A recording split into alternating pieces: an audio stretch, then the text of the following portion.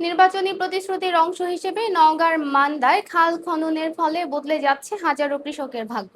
দেশব্যাপী 20,000 কিলোমিটার খাল খনন, পুনর্খননের ও অবৈধ স্থাপনা উচ্ছেদের মহাপরিকল্পনা গ্রহণ করেছে সরকার। পর্যায়ক্রমে বিভিন্ন ইউনিয়নের খালগুলো খনন ও পুনর্খনন কর্মসূচি কাজের উদ্বোধন করেন মান্দা 4 সংসদীয় আসনের সংসদ সদস্য ডক্টর ইকরামুল বারী টিপু। এতে করে দীর্ঘদিনের জলাবদ্ধতা, সেচ সংকট ও ফসলহানির দুর্ভোগ কাটিয়ে এখন নতুন স্বপ্ন দেখছেন মান্দা সদর কুসুম্বা বারশো ইউনিয়নের হাজার হাজার কৃষক।